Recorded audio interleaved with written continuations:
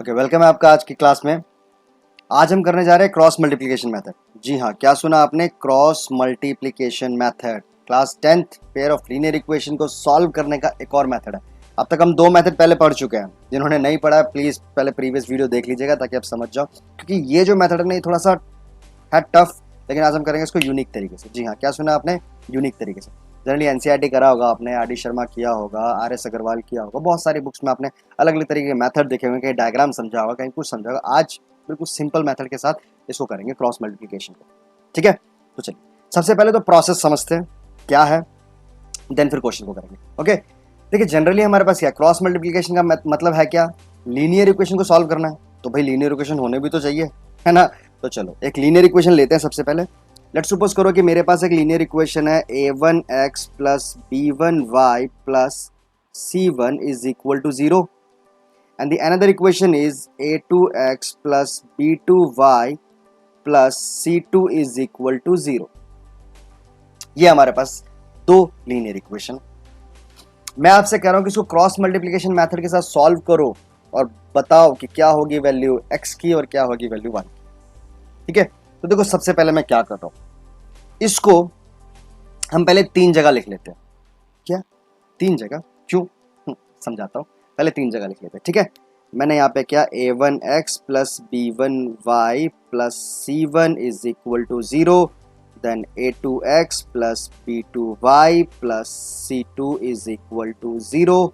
हालांकि एग्जाम में आपको तीन बार लिखने की जरूरत नहीं पड़ेगी, एक ही बार ही हो जाएगा, वो तो मैं समझा रहा हूँ इसलिए मैं आपको बता रहा हूँ।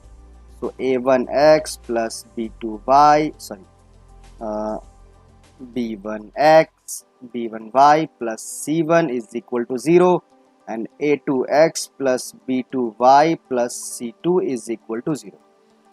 समझ गए क्या किया मैंने, दो हमारे पास इक्वेशन दे रखी होती है, उसको मैंने तीन बार लिख लिया, राइट। अब करना है क्रॉस मल्टीप्लिकेशन। कोई डायग्राम नहीं बताऊंगा, कोई लंबा चौड़ा ट्रिक नहीं, बिल्कुल सिंपल सा करते हैं। सबसे पहले आप क्या करोगे, हमें वेरिएबल निकालना है, एक्स और वाई निकालना है। तो आप क्या करो, एक्स लिखो, अपॉन कर दो, ठीक है। देन इक्वल लिखो, वाई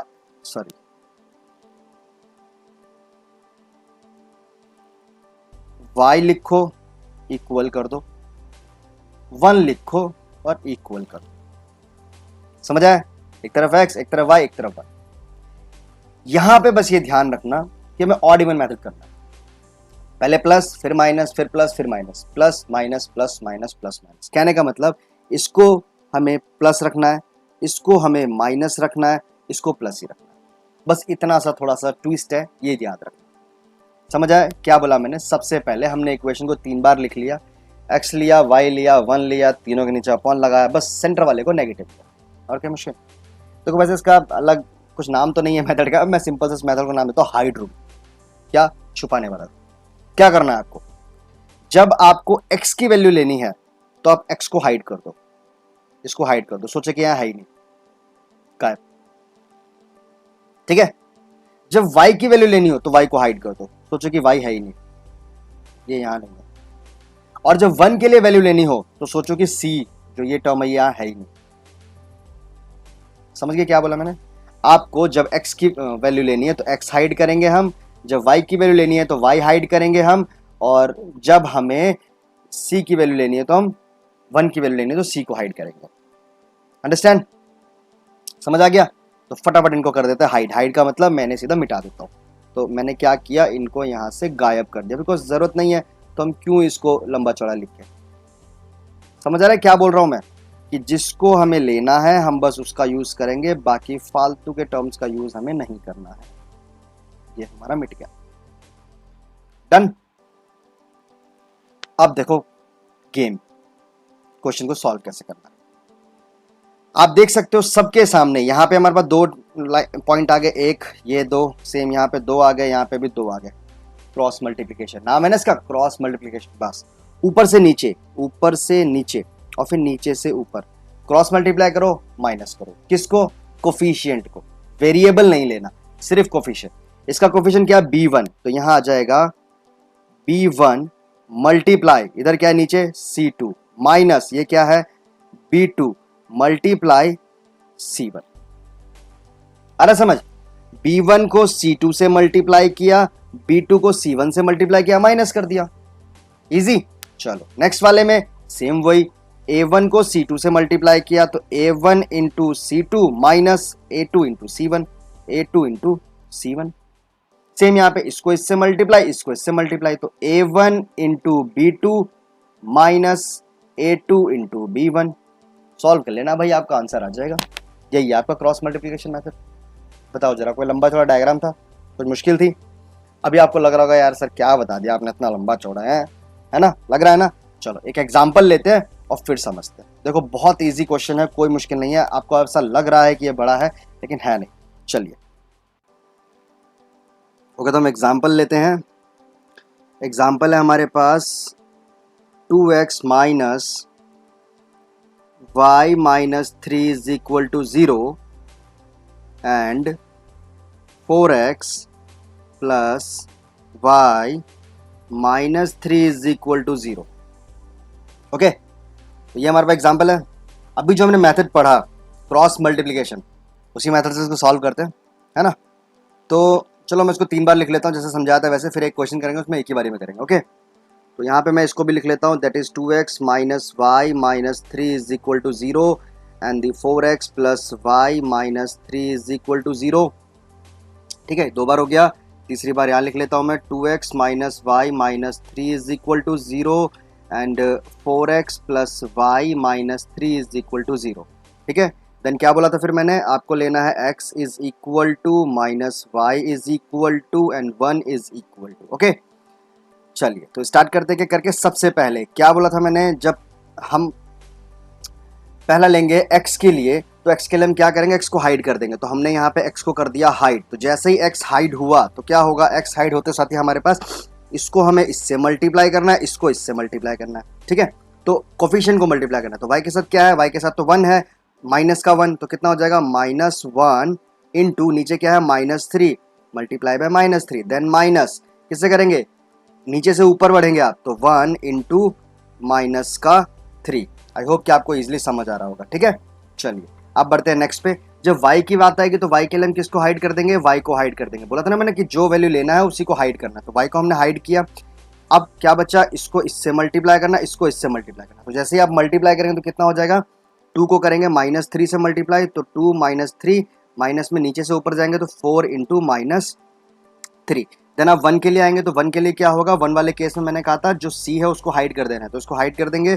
तो सिंपली क्या आया, इसको इससे मल्टीप्लाई करेंगे, इसको इससे, तो 2 इंटू 1, सो कितना हो गया 2 इंटू 1 माइनस 4 इंटू 1। समझ रहे हो ना, नीचे से ऊपर और ऊपर से नीचे, जिस तरीके से एरो बनाए हैं बिल्कुल वैसे ही मल्टीप्लाई करना। कोई मुश्किल लगा, था इजी। चलो यहाँ तक हो गया, ना उसको सॉल्व करते।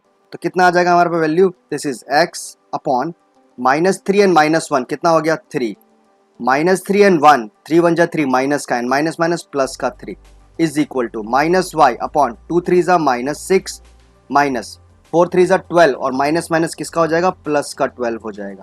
ठीक है, देन इक्वल 1 अपॉन 2 1 जा 2 एंड 2 1 जा 2 एंड माइनस माइनस प्लस 4 1 जा 4। आई होप कि आपको समझ आ रहा होगा, ज़्यादा मुश्किल नहीं है, इजी है। So it is x upon 6 is equal to minus y upon 6 is equal to 1 upon 6। देखा आपने किस तरीके से हमारे पास नॉर्मल वैल्यू आएगी। अब क्या करना है, अगर आपको x की वैल्यू निकालनी है तो आपको x को इसके इक्वल रखना पड़ेगा, और अगर आपको y की वैल्यू निकालनी है तो आपको y को इसके इक्वल रखना पड़ेगा। सिंपल। तो चलो हम सॉल्व कर लेते हैं। x के लिए लेते हैं तो कितना हो गया, x by 6 is equal to 1 by 6, तो 6 इधर आ गया। So x is equal to 6 by 6 is equal to 1।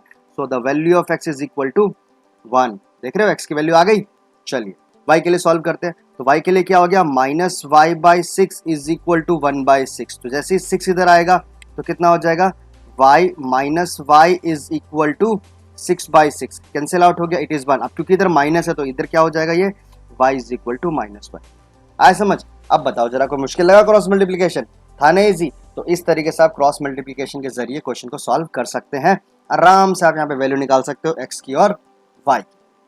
तो चलिए अब हम बढ़ते हैं एक्सरसाइज नंबर 3.5 की तरफ, और एक्सरसाइज के जितने भी क्वेश्चंस होंगे उनको हम करेंगे बिल्कुल सिंपल एक सिंगल मेथड से।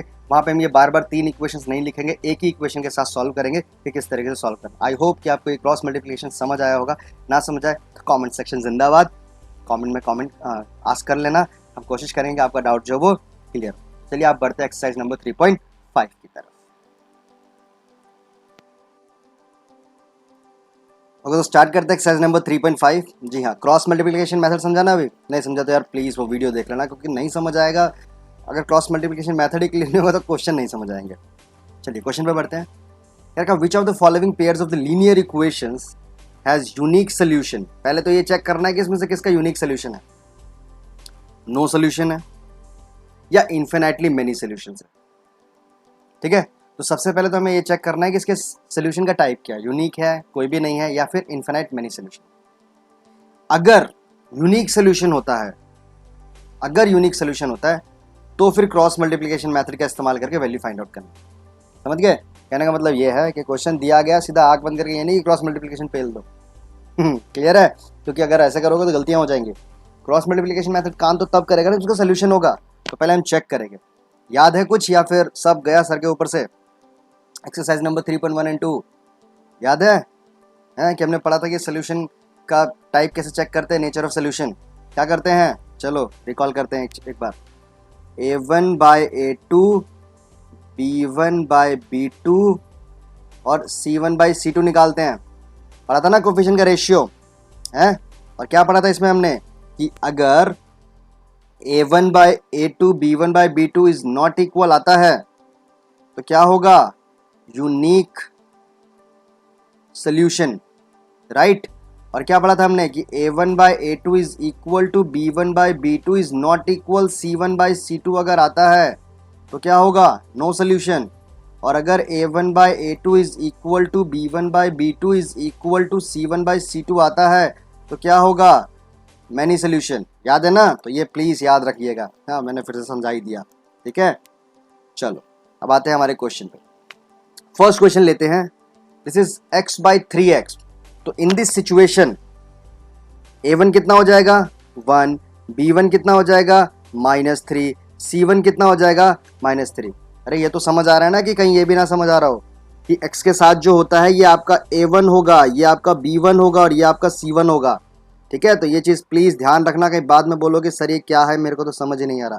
A1 B1 C1 और जो नीचे वाला है वो A2 B2 C2 होगा। तो A2 B2 एंड C2 कितना है, A2 है 3, B2 है -9 और C2 है -2। ओके, आ गया। अब क्या करना है, रेशियो निकालना है। तो चलो मैं साइड में पहले रेशियो निकाल लेता हूँ। A1 बाई A2 कितना हो गया 1/3, B1 बाई B2 कितना हो गया -3 बाई -9। This is again 1/3। ठीक है, समझ आ रहा है ना? क्या है ये आया 1/3। चलिए C1 बाई C2 कितना आ गया -3/2। तो माइनस से माइनस कैंसिल, इट इज 3/2। क्या कंडीशन आ रही है, देखो ये है 1/3, ये भी है 1/3, मतलब दोनों इक्वल हैं। A1 by A2 and B1 by B2 equal है, but C1 by C2 not equal है, नॉट इक्वल। तो क्या होगा, नो सोल्यूशन। समझ गए ना? A1 बाई A2 इक्वल आ रहा है B1 बाई B2 के, बट नॉट इक्वल है C1 बाई C2 के, तो उसका तो सोल्यूशन है ही नहीं। अब जरा सोचो, अगर हम इसमें क्रॉस मल्टीप्लिकेशन लगाते तो क्या होता, टाइम वेस्ट होता।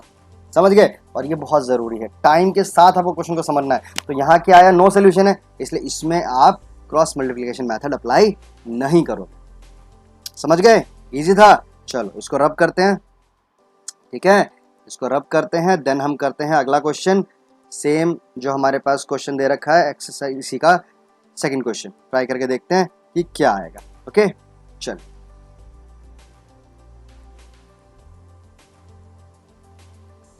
सेकंड क्वेश्चन है ये, क्या है 2x प्लस 3x, सॉरी इसमें क्या करेंगे, पहले तो सबको एक तरफ ले जाओ। तो क्या बन गया, ये बन गया 2x plus y minus 5 is equal to 0। और दूसरी क्वेश्चन क्या आ गई, 3x plus 2y minus 8 is equal to 0। तो यहाँ से A1 आ गया 2, B1 आ गया 1 और C1 आ गया -5। क्लियर आया ना समझ? चलो अब यहाँ आते हैं। A2 आ गया 3, B2 आ गया 2 और C2 आ गया -8। अब क्या करना है, डिवाइड करना है सबको। तो चलो डिवाइड करते हैं। A1 बाई A2 कितना हो गया 2/3, B1 बाई B2 कितना हो गया 1/2। देखो थर्ड निकालने की जरूरत ही नहीं है, यहीं आप देख सकते हो कि A1 by A2 and B1 by B2 तो नॉट इक्वल आ रहा है ना, ये इक्वल है ही नहीं।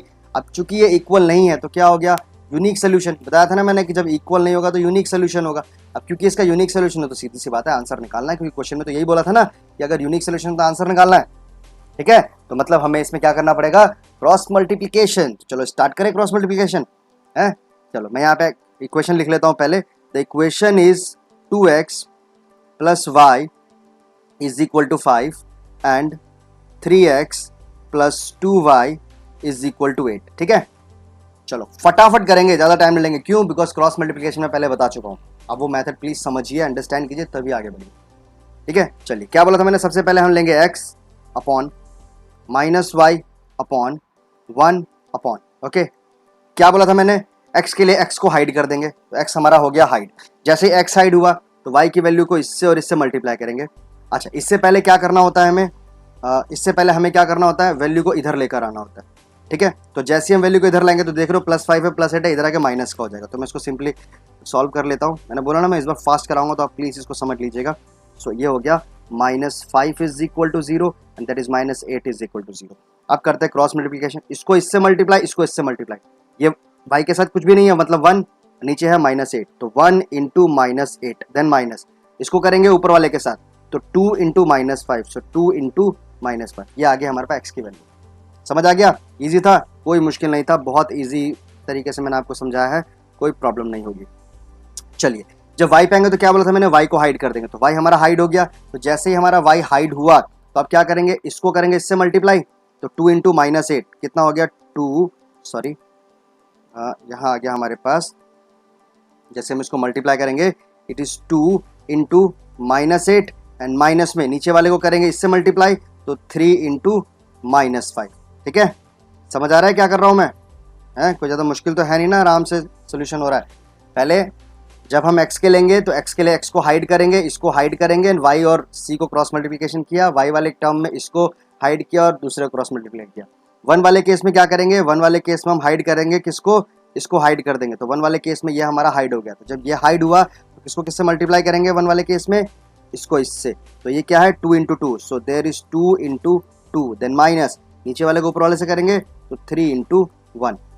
आगे समझ? देखा, इस बार कोई 3 बनाने की जरूरत पड़ी, 3 इक्वेशन। अरे समझ आ रहा है मैं 3 इक्वेशन किस लिए कह रहा हूँ, इसलिए कह रहा हूँ क्योंकि पिछले क्वेश्चन में मैंने आपको बताया था कि 3 इक्वेशन हम बना रहे थे। यहाँ पे हमें 3 बार कॉपी करने की जरूरत नहीं, एक ही क्वेश्चन से आप आराम से कर सकते हो। चलो आप इसको फटाफट सॉल्व कर लेते हैं। तो ये आ गया x,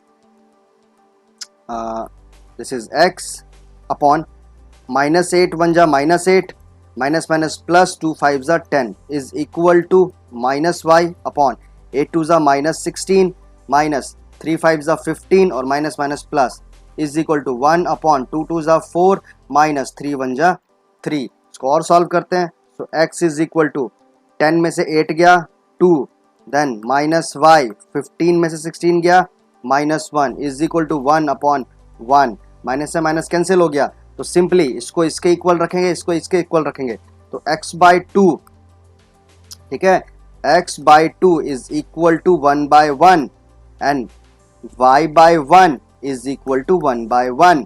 जब क्रॉस मल्टीप्लिकेशन होगा तो क्या हो जाएगा, the value of x is equal to 2 and the value of y is equal to 1। अब बताओ जरा क्या लगा इसमें मुश्किल? इजी था ना इजी? तो बस इसी तरीके से आपको एक्सरसाइज के क्वेश्चंस करने हैं। सिंपली आपके सामने एक्सरसाइज दे रखी है, आप ऐसे ही सबको सॉल्व करना, चेक करना कि भाई यूनिक सोल्यूशन है या नहीं है। अगर आपको लगता है कि मतलब यूनिक सोल्यूशन आता है देन क्रॉस मल्टीप्लिकेशन अप्लाई करना, नहीं आता तो क्रॉस मल्टीप्लिकेशन अप्लाई करने की ज़रूरत नहीं है। तो ये था क्वेश्चन नंबर 1। आई होप कि आप इसके आगे के क्वेश्चन यानी क्वेश्चन नंबर 3 एंड 4 खुद ट्राई करके देखेंगे। ना समझ आए, कमेंट सेक्शन जिंदाबाद, कमेंट सेक्शन में कमेंट कर देना, मैं पूरी कोशिश करूँगा आपका डाउट सॉल्व करने की। अब बढ़ते हैं क्वेश्चन नंबर 2 की तरफ। ओके, तो अब हमारे सामने है क्वेश्चन नंबर 2, एक्सरसाइज नंबर 3.5 का क्वेश्चन नंबर 2। देख सकते हो आप, क्वेश्चन हमारे पास क्या रखा, for which value of a and b, a और बी की किस वैल्यू के लिए following pair of the linear equation, नीचे जो पेयर दे रखा है ये जो पेयर है, have infinite number of solution, इसके इन्फिनाइट नंबर ऑफ सोल्यूशन है। सेम यहाँ पे वही 3 जो इक्वेशन हमने पढ़ी थी ना, क्या कि अगर a1/a2 इक्वल होता है b1/b2 के, सॉरी नॉट इक्वल होता है, तो इसके कितने आंसर होंगे, यूनिक आंसर होंगे। और हमने पढ़ा था अगर a1/a2 is equal to B1/B2 होता है and not equal to C1/C2 होता है तो कितने सोल्यूशन होंगे?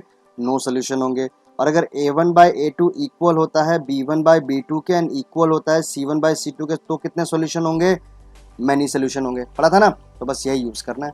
क्या बोला? Infinite number of solution. तो अगर इन्फिनाइट नंबर ऑफ सोल्यूशन चाहिए तो मतलब ये कंडीशन सेटिस्फाई होनी चाहिए, राइट? तो सबसे पहले ये हम इक्वेशन लेते हैं और देखते हैं इसमें हमारे पास क्या क्या गिवन है। इन दिस इक्वेशन अगर आप ठीक से देखो तो A1 की वैल्यू आ गई 2, B1 की वैल्यू आ गई 3 और C1 की वैल्यू जब ये इधर जाएगा तो माइनस का हो जाएगा ना, तो -7।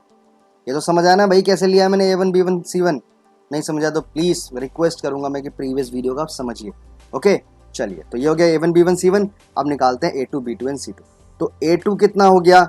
x के साथ जो है क्या है ये A माइनस B, ठीक है।